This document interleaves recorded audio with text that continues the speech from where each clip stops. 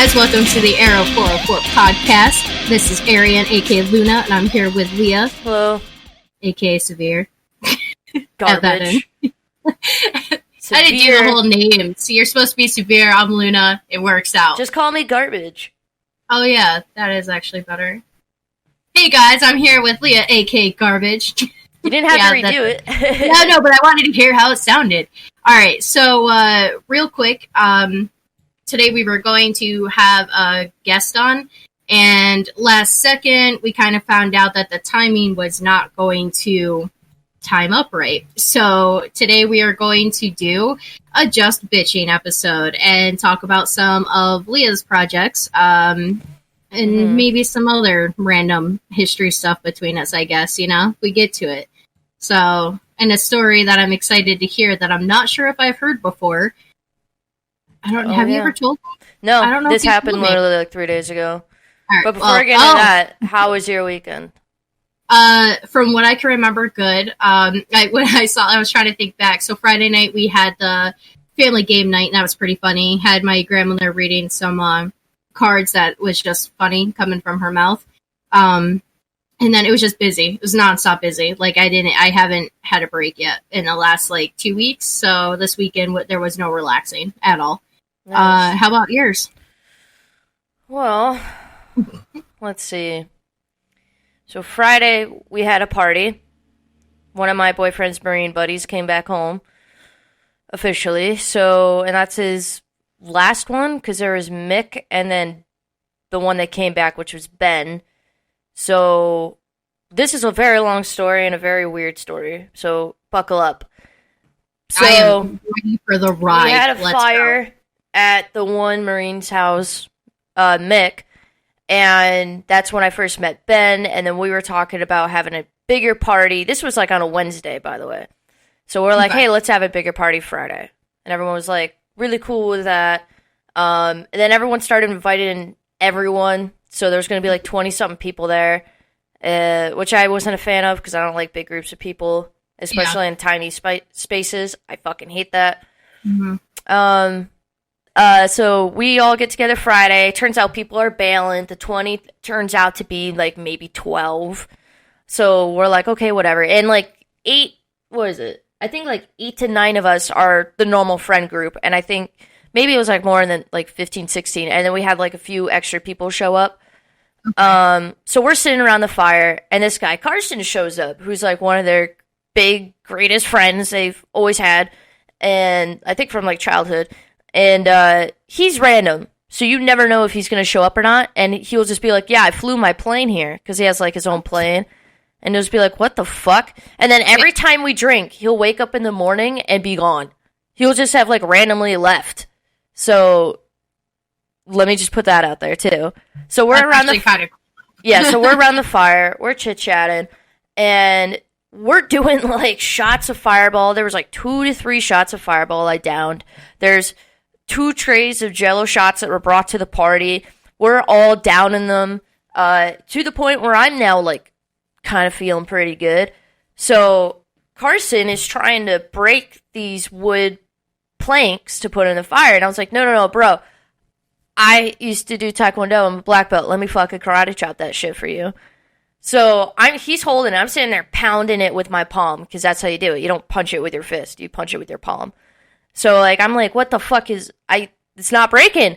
And then Blake's freaking out. He's thinking I'm going to break my wrist or something. And then he hears this crack.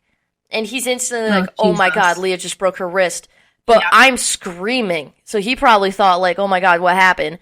But I'm screaming in joy because I know what that sound means. So I rear back and go, bam! And I just break the board in half. I'm so proud of myself. Everyone's oh my fucking God. Blake's got this. Oh my God. Yeah, Blake's got this crazy, expression on his face, what the fuck is happening?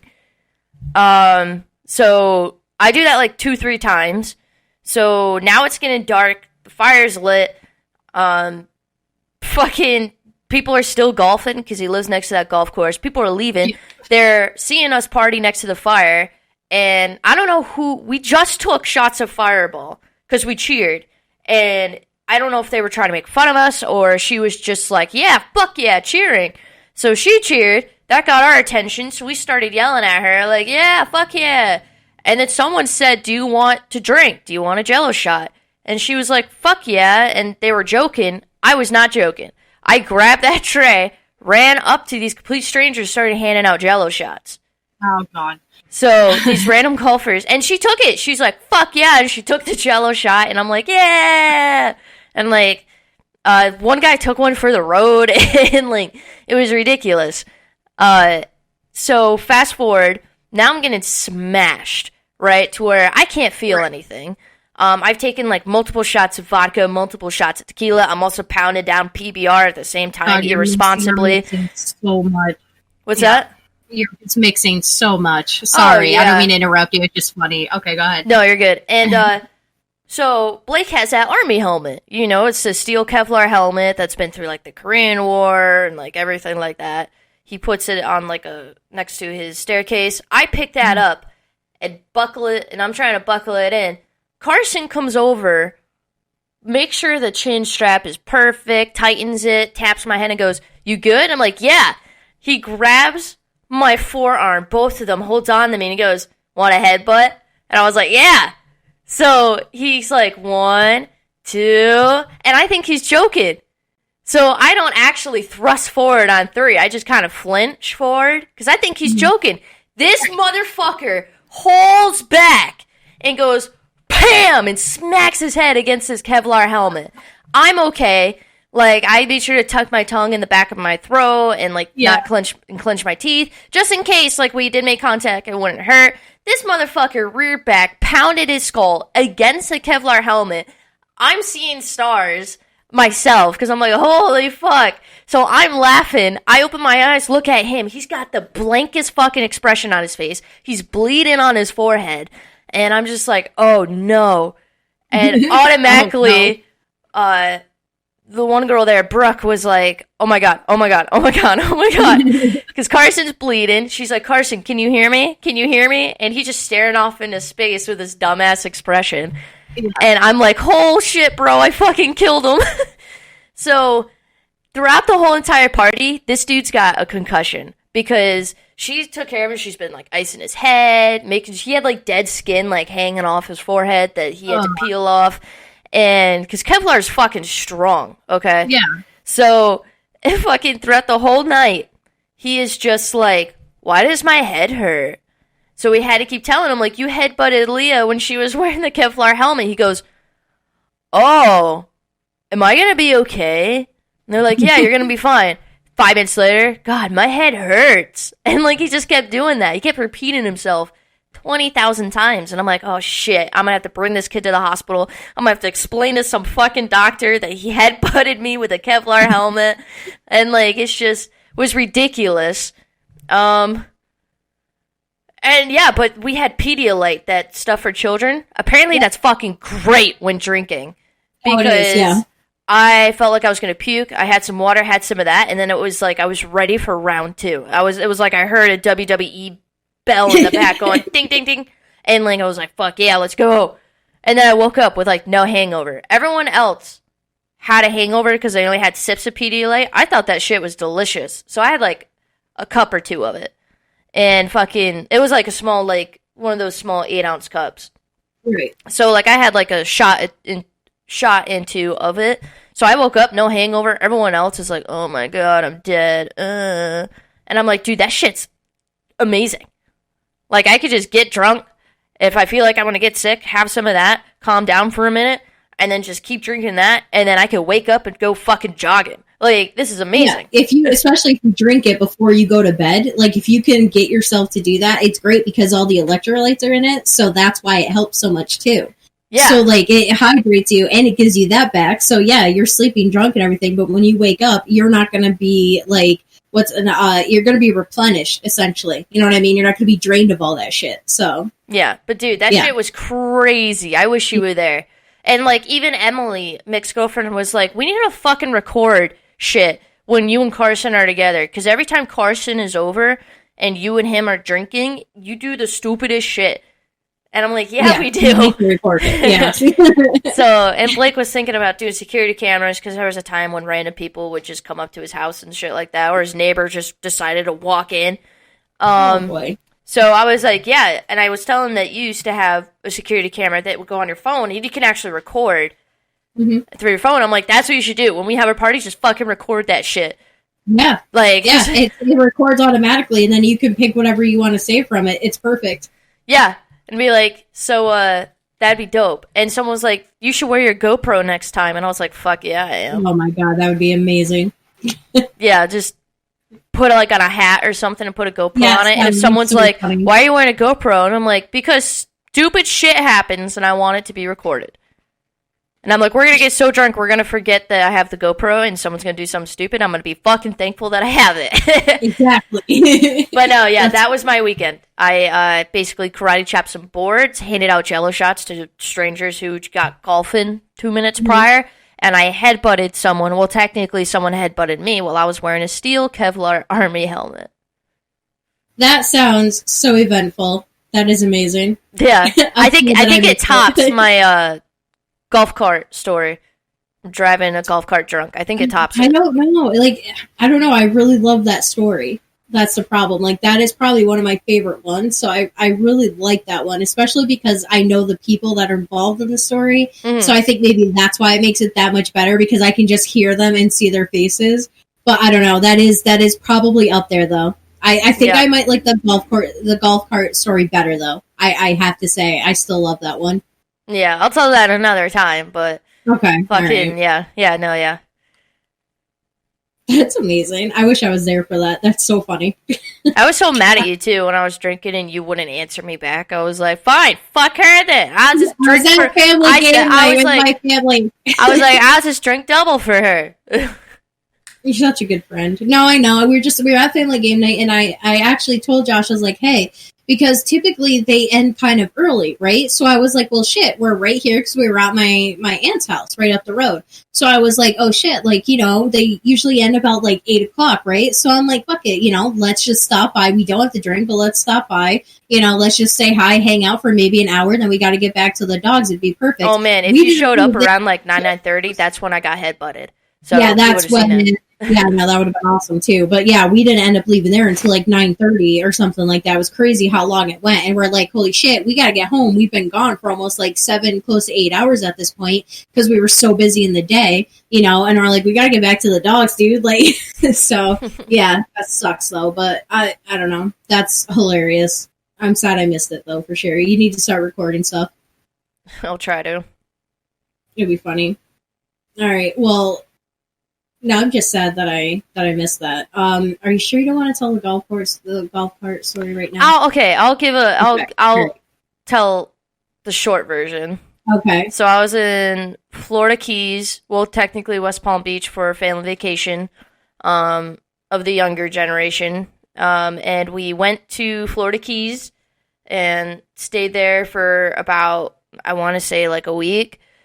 One of these nights, we went out to a tiki bar, I want to say at like 6 o'clock, so it was still daylight out, and at the resort we were at, well, not resort, but like just the place we were staying, Florida Keys is so condensed that they just give you a golf cart to drive around in, so, like the place we were at, so they gave us a golf cart, and we're like, hey, let's drive the golf cart to the tiki bar, because it's not that far, and someone else drove like a van or something, or a Jeep. They met us at the tiki bar. It was like 6:30. We started drinking, and we weren't going to stay there long. All of a sudden, it's like 3:30 in the morning. We were just basically drinking so much that someone gave me the golf cart keys, and our DD left. Like, our designated driver left. So we're thinking, hey, they're still here. They're going to come back and get us. Nope, they went home, passed out. So when we're doing last call and we're deciding to leave, I'm searching in my pocket and I feel the golf cart keys, and there's like 8 of us. The golf cart can only fit like 4, maybe 5. So I'm like, oh fuck. We're all trashed. And I'm like, oh no. And they're like, what's up? And I'm like, fuck, I forgot to say something earlier. And they're like, what? And I'm like, well, Malcolm went home to go to bed. and he gave me the golf cart keys and told me I should probably stop drinking. I just nodded my head and kept pounding down shots. So that's the way to handle this situation. Yeah, so they're like, wait, no one's coming to get us? And I'm like, no. So we're looking at this golf cart, and we're like, fuck, how are we going to get on this thing? So, of course, I'm driving, and then there's 2 people next to me. There's 3 people in the back, so what is that? There's 6 right there. And then, yeah, so then there's 1 person on top of the golf cart and another hanging off the side. So I'm like, okay, this is fine. I can do this. I start driving it. It starts going like 2 miles an hour because there's so much fucking weight on this thing. So we're trying to like take side streets. I'm cutting through like high schools and other people's yards because I don't want to be caught, drunk driving this golf cart, which in all honesty, doing what I did is probably the best way to get caught. Yeah. And, but I thought at the time I was being super fucking sneaky. And that no one was going to notice this golf cart randomly ripping through people's yards and schools. We pass a gas station. They're like, hey, pull over because we want more beer. And I'm like, sure. I pull over next to a gas pump for some fucking reason. And they run in. 2 minutes later, they come back out and they're like, yo, we need to go. I'm like, why? What happened? They go, yo, I think we accidentally said something racist to this Indian guy because he got really pissed off at us and started reaching under the counter, so we fucking ran. Boy. Yeah, so, and like, my family's not racist or anything. They probably just made a joke, came off the wrong way, and they were like, oh, fuck, we gotta go. So, while being drunk, too. Yeah, while being drunk. So I'm like, oh, fuck. So they're like, we gotta go, go, go, go, go, go. So I put my foot on this pedal all the way to the floor, and this thing is just going, like, not even 2 miles an hour anymore at this point. It's fucking dying. Yeah. So I'm trying to make our getaway. Everyone could totally see us. So eventually we get back, and they're screaming at me directions, and I'm screaming at them, don't tell me what to do. It's just a big fucking mess. I get drunken back. Family fight in a golf cart. Drunken family with a golf cart. Ooh, I'm not thinking about it. I don't even know if it was our golf cart. Because all golf cart keys are the same. So, I don't know. Anyways, I get back. I say, hey, I'm going to go lay down. I'm not feeling too good. So, but I can hear them swimming off the pier in, like, a lagoon, which I'm not cool with because I don't like alligators or crocodiles or whatever the fuck is down there. Probably alligators. So, I'm like, yo, I'm not going fucking swimming in there. You can. I'm not. So, I'm laying down. I just hear them screaming, splashing around. All of a sudden, I hear a scream. Someone flop, like, smack on a deck, and then flop in the water. And then I hear my cousin Malcolm go, oh no, I killed her! And, I'm like, what the fuck is happening? So I get up and I'm looking out, and my cousin Kristen's fucking missing. I'm like, what the hell is going on? So I walk out, and I'm like, hey, is everything okay? And they go, yeah, Malcolm pushed her, and she hit her head on the deck and flopped in the water. And I was like, what the fuck? You killed her. So then all of a sudden she like pops out of the water, coughing up, and she's like, no, I'm fine. And we're like, oh, okay. So I'm like, I'm not drunk enough for this shit anymore. So then I went back to bed. We woke up because we were going like deep sea fishing the next day. And of course my cousins Adrian and James bailed out because they were too hungover. Kristen bailed out because she was too hungover. But I was like, hey, are you all right? And she goes, dude, I got this giant bruise on my side. And it went from her hip all the way to her armpit. Just a Jesus bruise. Christ. And I was like, yeah, Malcolm tried to fucking murder you the other day. And I hear from the other corner, no, I fucking did it. But it was definitely crazy because we just got smashed. And then I think I was like, just turned 21. So this is when like I was already blackout drunk every fucking day. So I'm like, God damn it. The one day I was asked to be responsible and I fucking failed. But this whole thing spiraled. Like, of the story is just hearing, oh no, I killed her! Like, that's all I heard, is I heard just a flop and then someone splash in the water and then, oh no, I killed her! I remember when you told me the story the first time, I had just fucking tears in my eyes, like, oh my god. Yeah. Obviously the story was a lot better told when it happened all the way back in, like, what, 2015? That was years ago, yeah. I don't know, it's still funny to me, though. Yeah, no, it's a great story. Alright. Should we keep going with drunken stories, or do you want to talk about something else? Like, oh, I don't know. there's like one particular thing that I was kind of curious about of when I might get it, Okay, I feel like I know what you're getting at, and if you're gonna go there, you might as well start at the beginning of my projects. Because if you want to talk about my projects, we gotta start at the fucking beginning. Because I procrastinated every single one of them.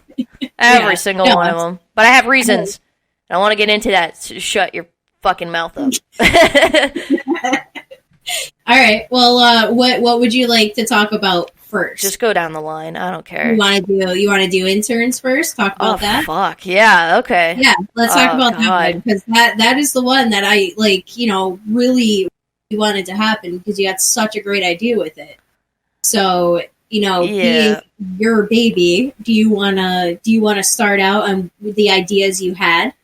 Yeah, sure. So the interns is basically a mini series that might have turned into a larger series. It was highly inspired by shows like The Office, Parks and Recreation, and this other show that I cannot think of that highly inspired it. It was not a talking head show. For those of you who know what a talking head is, basically when the character's talking to a camera in a separate room, like Parks and Rec and The Office. Mm-hmm. It's documentary based, but this was like taking place like in a school, and like these people were teachers, and it was just like crazy shit that they were doing. So this inspired the interns for me, which, like I said, is kind of roughly the same. So it was going to be like a talking head / documentary type show, which is the easiest thing to shoot, because you can shoot with just like a normal camera and it'll still come off good, because that's how it's supposed to come off.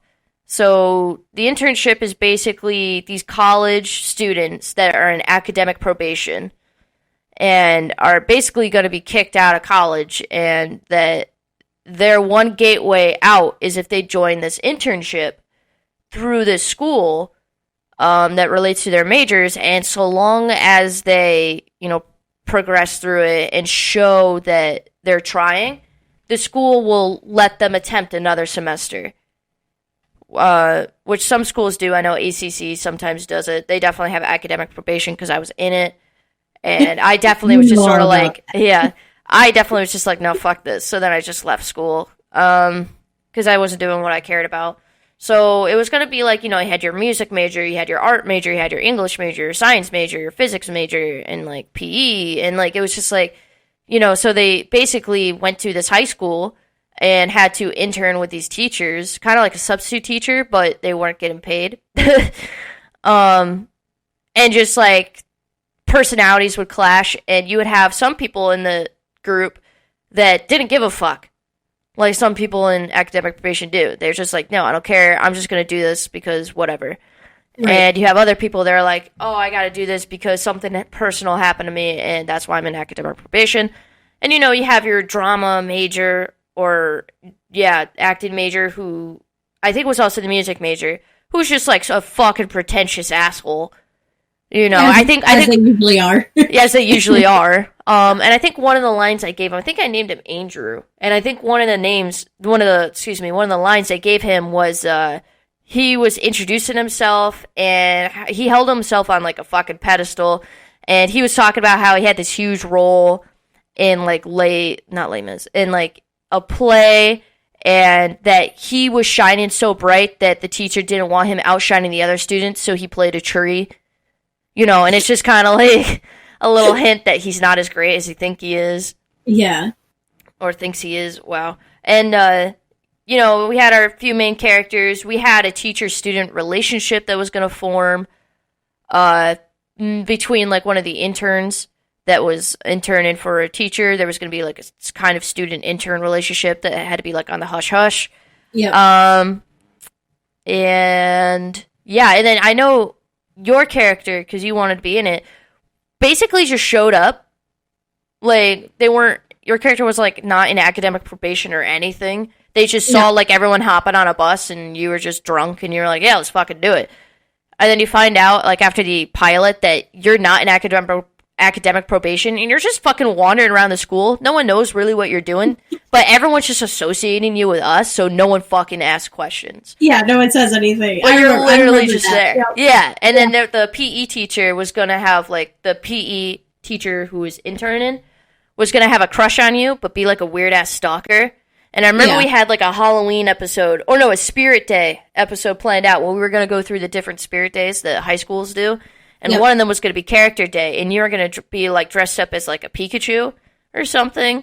Yes. And, like, we were going to be talking, and then it would just be, like, out of, like, almost screenshot, but the camera would focus. He was, like, in the bushes, looking in the window dressed as a Pokemon trainer, just fucking staring at you. Like holding a Pokeball. Yeah, it was just going to be super fucking nuts. Yeah, so it was just going to be... I remember there was also one scene where it was, like, the Spirit Day football game, because those are always huge. Mm-hmm. Your character, my character, caught, like, kids smoking weed and drinking under the bleachers, so we tried confiscating it, and it just goes haywire. We confiscate it, and then we fucking smoke it, and then the students get mad at us that we smoked their weed, so they want to throw down with us.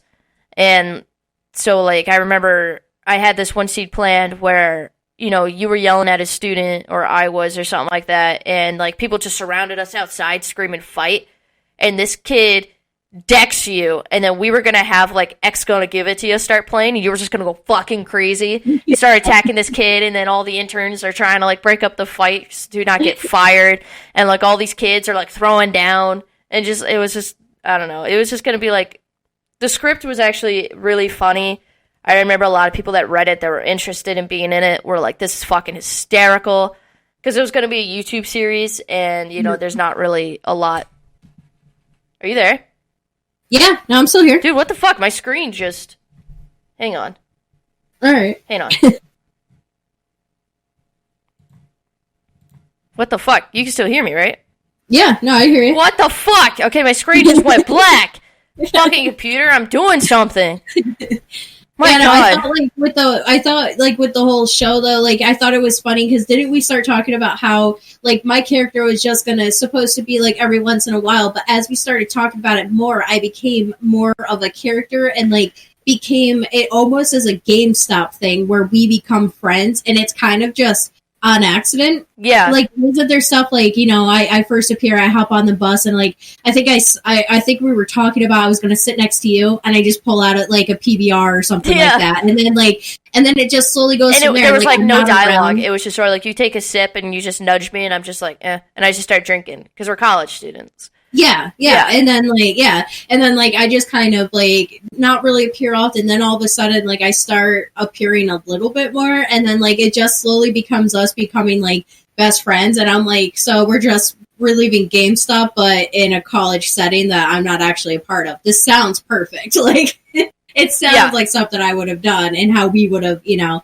in a different scenario. So, like, that's why I always thought it was funny. And, like, you actually, aside from that, you had a great storyline set out for this. Like, you had the beginning, you had what you wanted to do in the middle, and I think you knew how you wanted to end it, or you were just going to kind of go with it. I was just going to go with it on this one. That's right. But the problem of why it didn't come together, which is going to also be the problem for my next project, next video project, was that people kept saying, yeah, let's do it.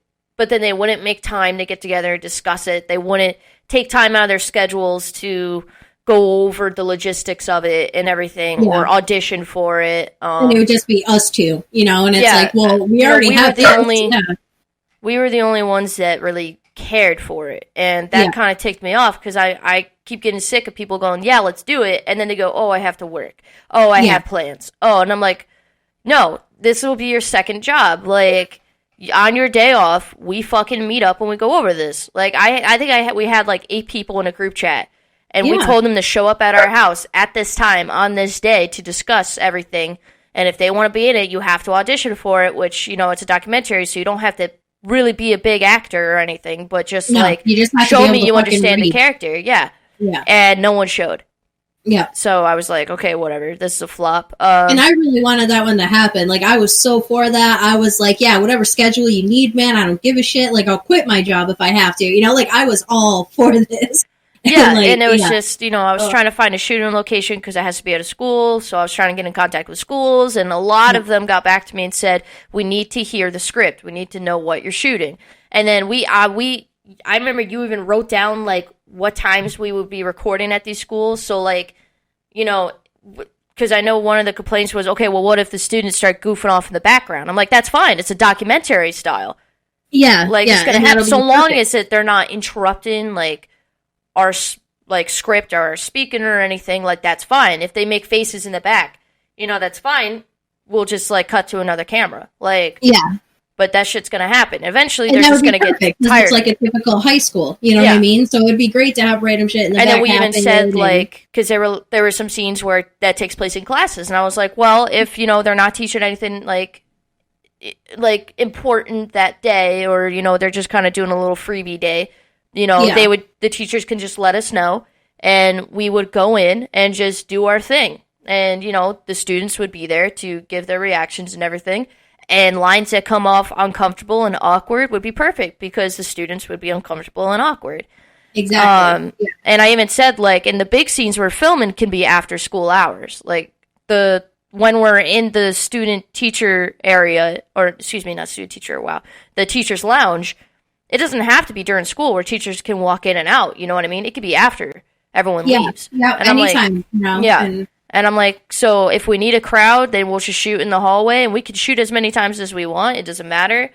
And then, for in-class scenes, we could discuss with teachers, or we can get, like, drama club students to just fill in as extras. Exactly. Yeah, and just ask the teacher if they want to stay and just read off some lines. That's about it.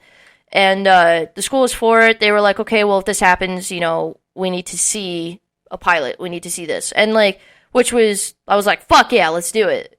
Because we were super professional about going about it. And fucking no one showed. It just flopped. No one really had the heart for the project, and it just diminished. Yeah. Because we couldn't pay people. So it was like, it's not like they had an obligation. And, like, don't get us wrong. We understand people have lives. Things happen. Like, we get that. We totally get that. But, like, the people we picked were even like, yeah, man, it work with my schedule. Like, I'll have time for this. And then all of a sudden, I gotta work. Now you get it, Leah. We've been in hospitality that, like, all of a sudden, someone calls out or something stupid happens and you have to fill in. We understood that. But when it starts happening almost every fucking week, that's kind of like, okay, well, 2 weeks in a row you're kind of showing that you don't really give a shit, so, like, why would we add you as a character? Exactly. So that's why that one flopped. That was a good one. Yeah. We still need to try to get that going again, though. Like, I would love that, like, especially now. Oh my god, that'd be funny. Yeah. But anyways, off the depressing one. The next one's kind of depressing, not gonna lie. Yeah, I know. So the next one is another very interesting one. And how do you say it? The title is Brahms. Okay, so I was saying it right. Yes. All right. I was thinking I said it wrong. And this one, I believe you actually told me about this one, right? Because you were explaining it to me at one point, and I was just like, why haven't you done this yet? I think I just expect that you can just do stuff and get it done because of, like, how good you are at doing stuff, So I'm always like, well, where is it? Yeah. So. Okay. So yeah, this project is called. The title right now is Project Brahms. It is a Silent Hill spin-off miniseries, which, definitely hit some roads because obviously, at the time, I needed permission from Konami. Now I only needed permission from one man. One man. Because he left with the rights, I think, to Silent Hill. If not, Konami still has it, and they're not doing anything with it anymore. But I was not going to mention the title, Silent Hill. I was not going to mention, anything like that. I was just going to mention towns and everything like that, and the aesthetic was going to be the same. And hopefully throughout the project, I would get permission to at least show the sign of Silent Hill, or at least have someone say it. But if you were a fan of the game, you would know that it was a Silent Hill spinoff. So it was going to be a 4-part or 5-part episodic spinoff that revolves around the nearby town Brahms. which I don't believe we've seen in the games. We've seen Silent Hill, we've seen Shepherd's Glen. Shepherd's Glen was going to be mentioned. So a lot of little hints or little Easter eggs from the game were going to be placed. And Brahms is essentially, a child was... the episode's going to start off, as every normal miniseries. And then a child was going to be found, slaughtered. Not just murdered, fucking slaughtered, abused, taken advantage of, stuff like that. And it was basically such a small town that it was basically who did this? And right, it was a shock to the community. Yes, and it was going to be a big thing, a big deal. And then, you have your groups of people. So you have your groups, which every town has, you have your groups of people, the religious people, who are just we did something wrong, which is also a big part of the Silent Hill series as well. You got that huge Catholic, or I would say they're Catholic because they wear a lot of crosses, but because that's the only religion I know that very signifies the cross, right? But in the series Silent Hill, they are just all worshiping, and anyone who is not is instantly the devil incarnate and part of the darkness and everything like that. So this town was going to have that group of people, but not to that extent. It was basically going to be they are aware of the events of Shepherd's Glen and Silent Hill, and they're just it's happening here, it's happening here. Those weird, doomsday's coming people. You're going to have the other group of people who just think it's just an awful incident. And then you have your center group of people, which is the main characters, which every episode is going to be based off a character, and you're going to see their day start to finish, and you're going to see little twists and turns of how they were connected to this kid dying, to where you don't know who did it. You just know it's possibly someone in this group. So it's a who done it, essentially. Yeah. So okay. The way the pilot would end is they're in the town hall discussing it. Everyone's there. You're going to cut to the characters, and, at this point, the actors will know their ending. But they're not going to know the final ending. They're just going to know how their character's episode ends. So their expressions were to portray how their episode ended. Okay. So that way, if you rewatch it, it all starts to make sense. Gotcha. So it's going to cut to these people when this person's talking about, we're going to bring justice. We got to figure out what happened. And then, of course... then the next episode would be the first character's story. So you go through their day, and then you would slowly see, other characters trickle in. And then basically see how that person's story ends. And then it's always going to end in that town hall. Every episode's going to end in that town hall. I like that. that. And then so every character, but you're going to see stuff that you saw in someone else's episode because they cross paths. So it could be someone running out of the woods, covered in blood, saying, oh, yeah, I just got done hunting, blah, blah, blah, when really they were doing something else. But you didn't know that at the time in this person's story. So even at the end of the 5 episodes, you're still going to be I have no clue who's responsible. And then the final episode takes place in Silent Hill. So, these people got sent to Silent Hill, and, people start dying off, and this starts happening, and it all comes together. Finally, what happened, and that each person had a role in it, no matter how big or no matter how small or no matter how inconvenient. And it was just going to be this whole suspenseful, horrific mind twist. And it was because that's what Silent Hill is. It's basically a psychological horror, and it was just going to be this huge psychological event. And so it was only going to be maybe 5-6 episodes. And again, that one, it was a little bit more trickier because it needed a lot more camera work. It needed a lot more dedication to it. And a lot more writing. And planning, and a little permission, because you can alert Konami that you're doing this and tell them, hey, I'm not going to mention Silent Hill. I'm not going to mention the town. I'm not going to mention the events. Everything's going to be hinted at. And the only name I'm stealing is Brahms, and, Shepherd's Glen. Shepherd's Glen's going to be mentioned. But other than that, since Silent Hill is the name brand, that's not going to be mentioned whatsoever. Yeah, I was going to say, and those two, they're not technically name brand. You can make reference to them, and it's not a license issue, right? Yeah. Okay. Or some people that, because it was going to start off, you didn't know it was a Silent Hill spinoff. Right. You were just like, oh, Shepherd's Glen, oh, Brahms. And then once the final episode hits and they're in Silent Hill, that's when it would be a huge shock. You'd be like, oh, fuck. Right. And you'd be like, oh. And then people who watch the movies or people that play the games or both are going to be like, holy shit, this is crazy. This makes so much more sense. I still don't know where this is going. And then people who haven't watched the movies or play the game, it's still going to be a big new experience for them. So my plan was to shoot the first 2 episodes and have Konami look at them. And if they don't give us permission, they don't give us permission. We don't use Silent Hill. We just kind of do like a similar environment.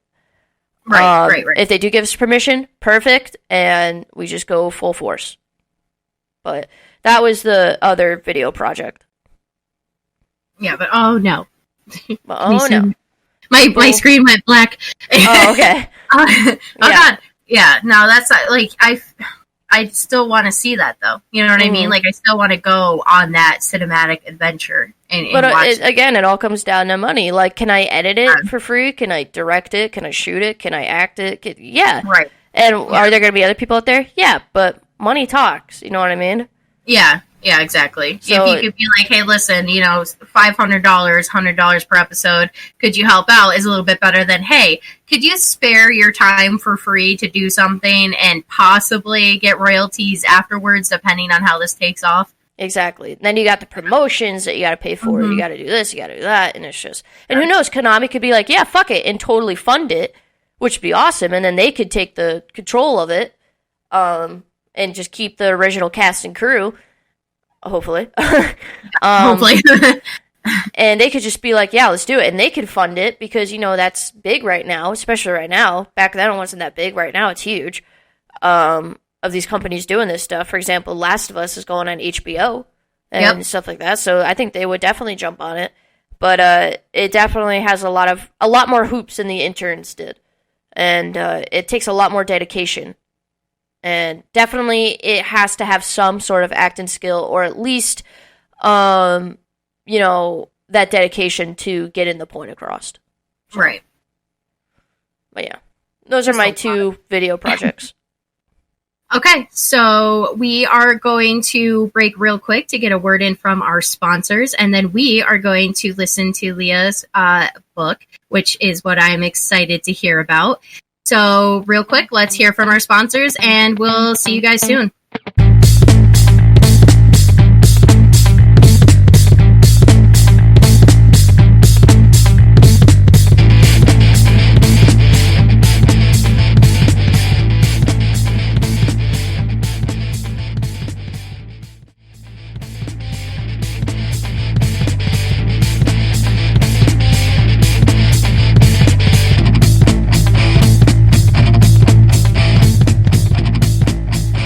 Alright, welcome back, everybody. Here with Leah, aka Garbage, and this is Ariann, aka Luna. We are doing just kind of a random episode today, and now that we're back, I'm actually super excited to talk about this. All of Leah's projects I've always loved, always been down for, but my favorite thing that she has done is her book. Actually done. Actually done, yeah, is her book. And I'm hoping that there's going to be a second one and we can kind of get into that, but hopefully, and I'm not pushing or anything. No, you're good. You're good. Yeah, like not desperate or, needing this or anything, but, so your book and Shadows, are you going to say it? You going to say the name, Leah? Oh, yeah, sure. It's, first off, my author name is L.N. Keeter. So that's L.N. Keeter, Keeter. Basically, that's just my mother's maiden name and my first initial and middle initial abbreviated because it sounds a lot better than what my name actually is. It is a pretty sick author name, though. Yeah, the title is Shadows of Time. I just like when you say that. It just makes me so happy. I know that's weird. I'm like such a fangirl, and it's so funny. You know what's crazy is I really fucking hate the name of the book. Really? But it's just because, it's the main character's name.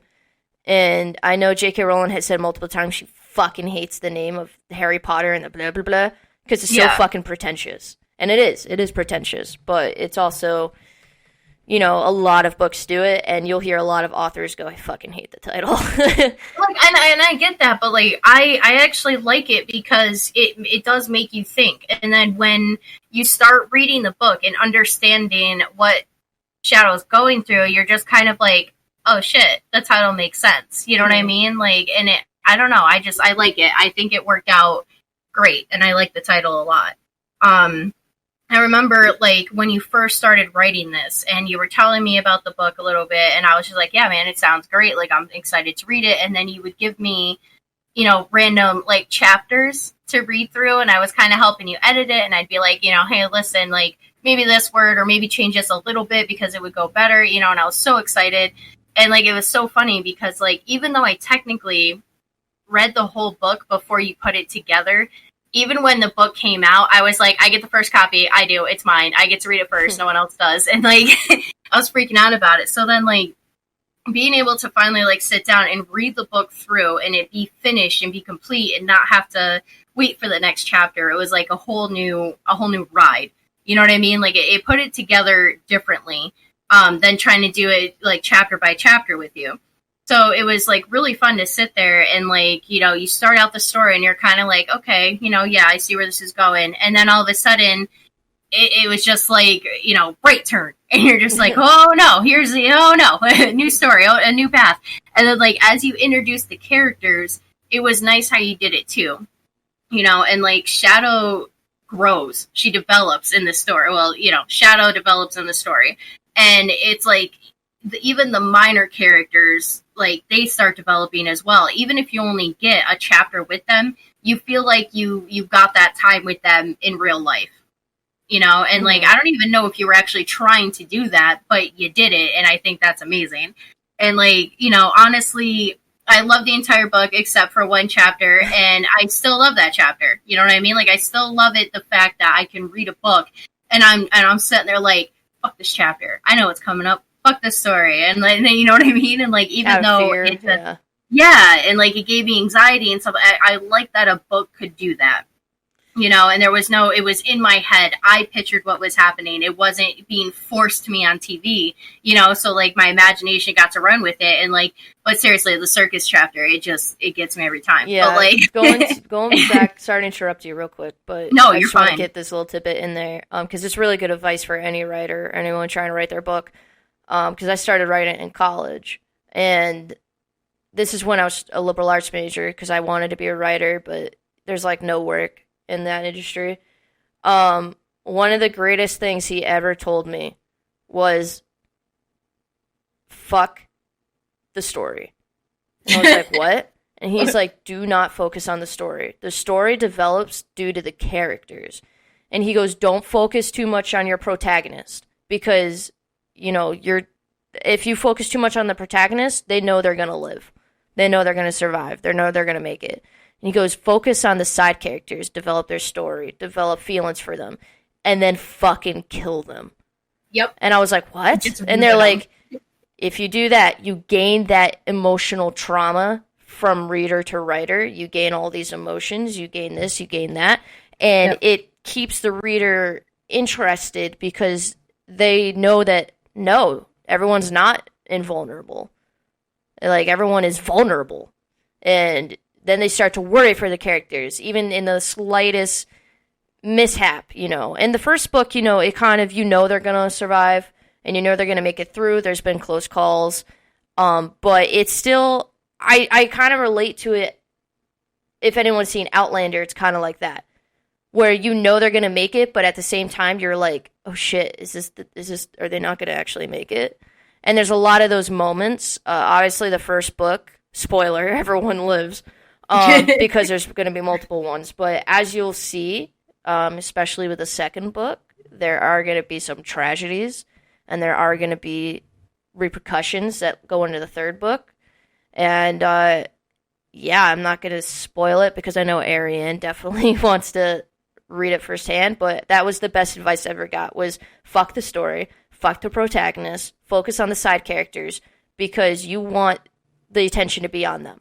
Because they're the ones that build the story. The main characters are along for the ride. And I was like, oh shit. And it was a really good advice.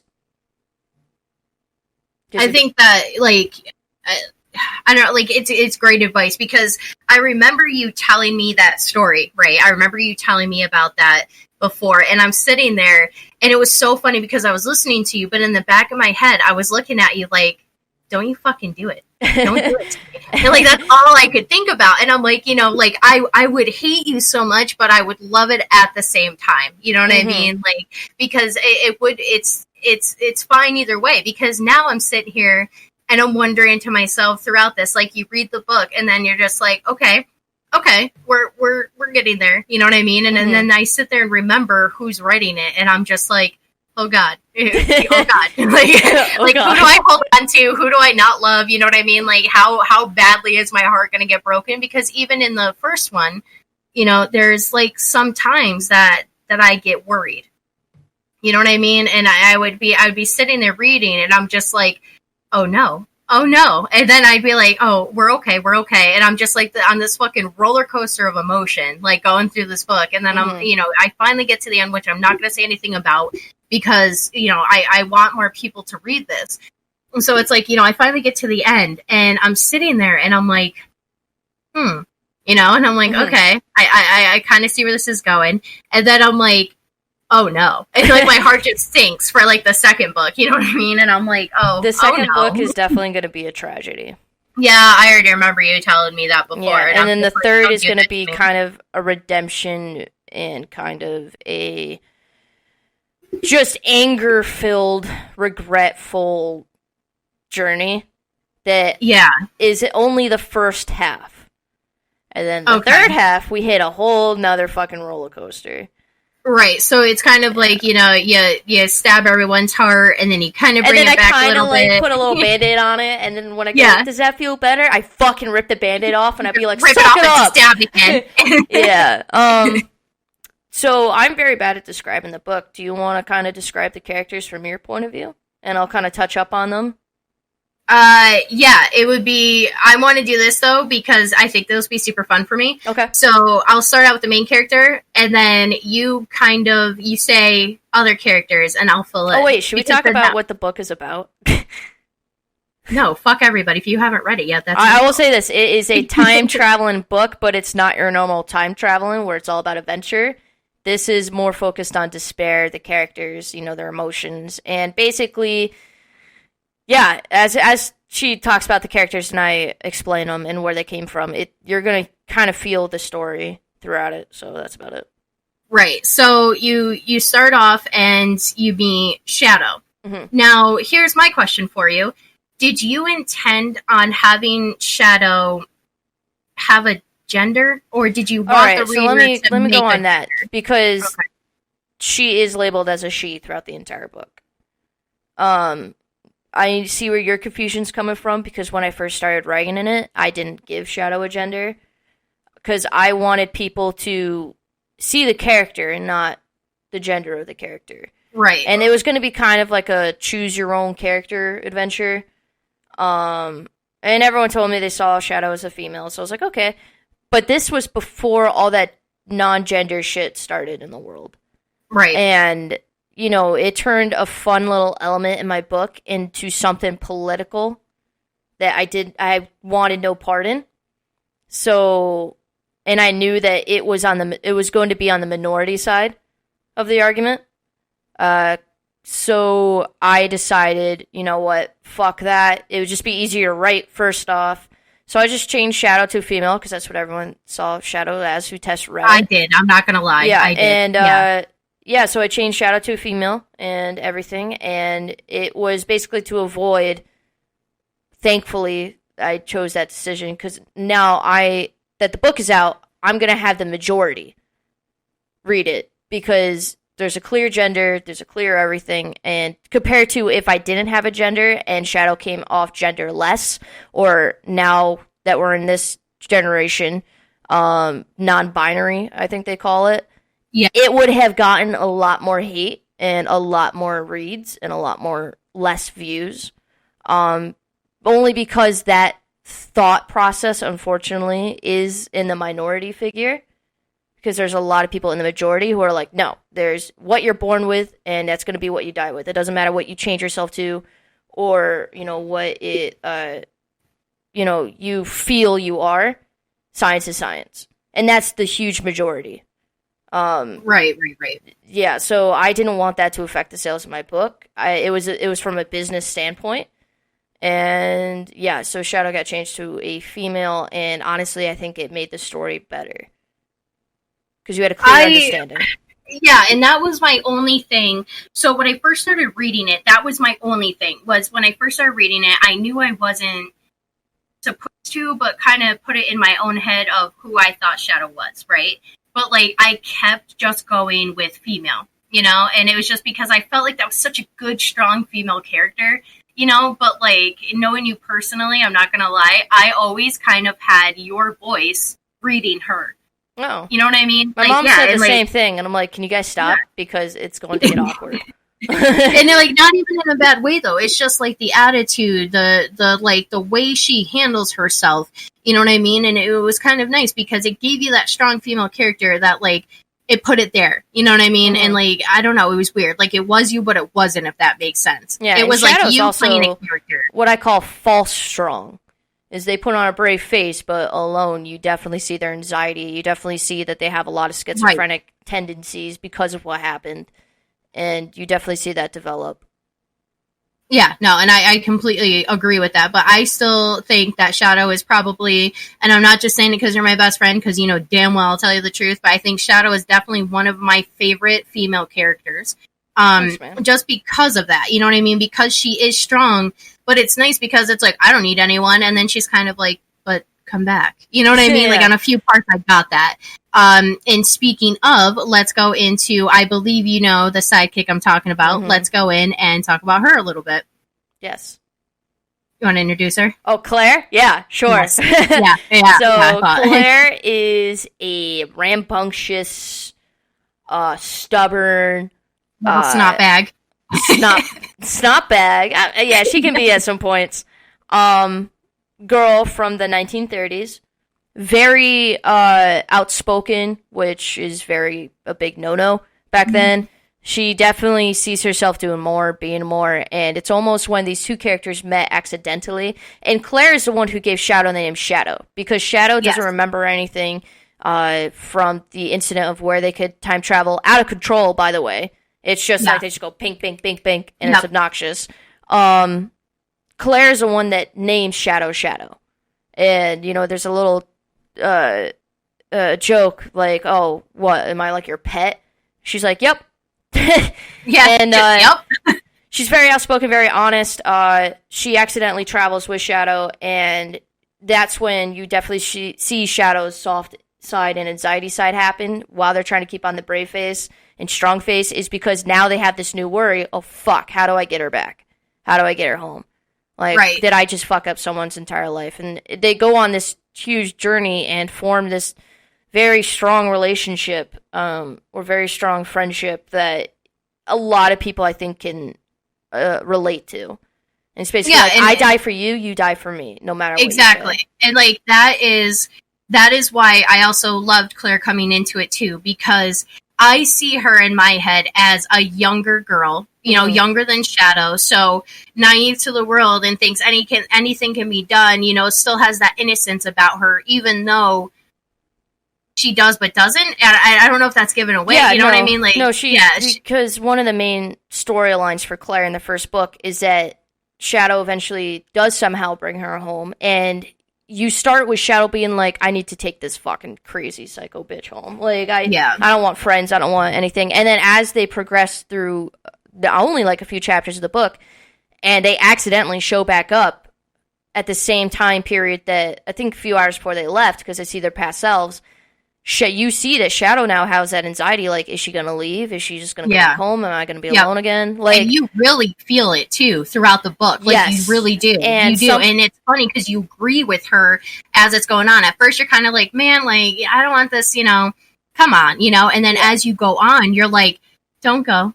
Yeah. And something tragic happens where Claire actually gets left behind, thankfully at home. And then it's just Shadow's battle to get back to her. And when that happens, they are 8 years late. So Claire's now older than Shadow. And then now comes this whole thing where on Claire's side, it's like, you protected me, I'm going to protect you, but Shadow takes it the wrong way and takes it as almost babying. And then it's just like, but the relationship is just formed so strong, I think it works out really well. It does. It works out perfectly. And like, real quick, I just want to say this, like what I love about this too is you see Claire develop so well. And you honestly, when I first started reading, I thought Claire was going to be maybe a few chapters, like a minor character, like I could see you going in that direction. And then all of a sudden I start building this bond with her. So I'm just kind of like, please don't do that to me. Like I start feeling the bond with her as well. And then she compliments Shadow so well. And then Shadow compliments her as well. You know what I mean? It's Claire like definitely tells Shadow enough is enough. Or when they're going too far. Or, and you start to see that Shadow's walls start to drop around Claire, even unexpectedly. Yes. And then Claire she doesn't go, oh, you're not so tough. Or she's not that type of person. You definitely see the type of person she is. She starts to not coddle Shadow, but definitely be that support when Shadow needs it, even though Shadow's realizing she's doing it or not. Yeah. And that's what I mean. Like the character development on each of them is amazing, but their core development, I want to say, like their relationship development is amazing. You know what I mean? Because it goes from you feel the same way as Shadow and like, please just go home. And then all of a sudden you're like, oh no, what happened? Is she okay? Is she safe? And the one point where she's talking to the boy, and like that whole thing, I was just like, I will fucking stab him. I will go into this book. Yeah, that's the other character. And I will fucking stab him. And like, so that became like a thing for me as well. Do you want to just quickly mention that character? Yeah, I'll quickly mention the next two characters, and we'll end it because I know you have to go.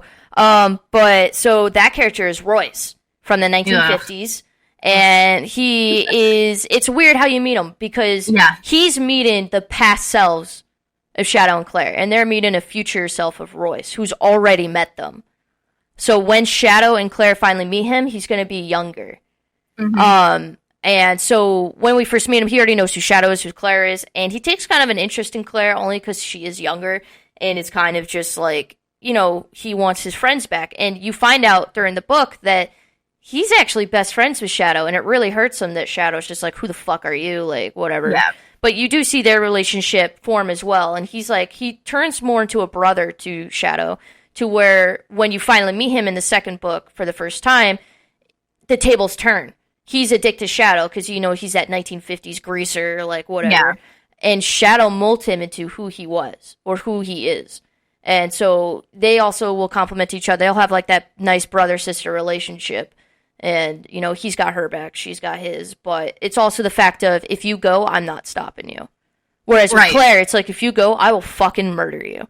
Right, exactly. And then, I will say real quick while you're talking about him, it's just when he came in, I fucking hated him at first. I loved his character. I know, and that's what I'm saying. It's perfect because I hated him so much. And then as it went on, I'm like, well, god damn it, whatever is wrong with him.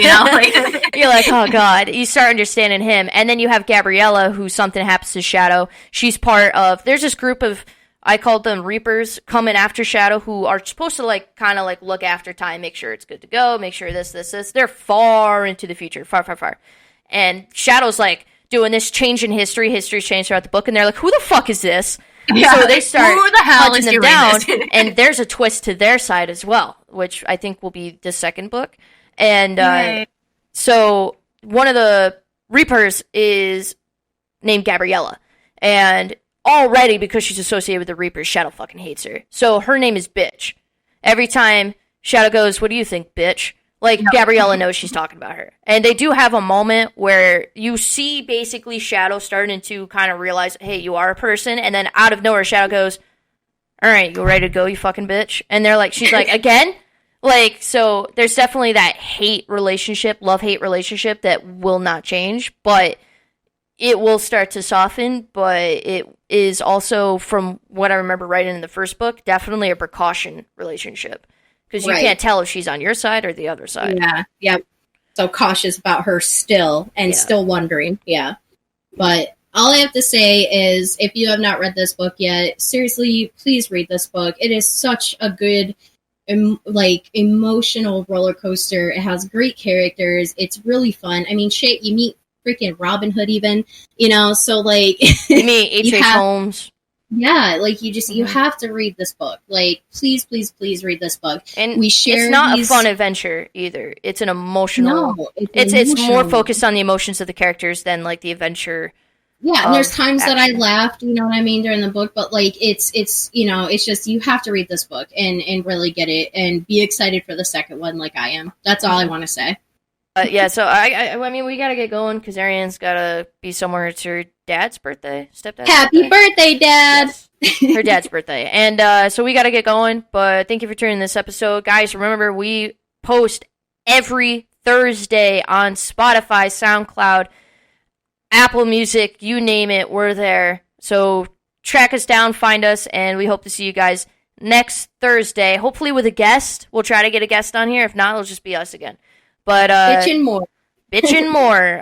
This episode is more about me and my projects. I hope you enjoyed it. I guess I was the guest technically. Yeah, technically. And but yeah, next episode will definitely either be bitchin' or with a guest and bitchin'. So remember, every Thursday, find us on any streaming platform. We will be there. Peace out, guys. Bye.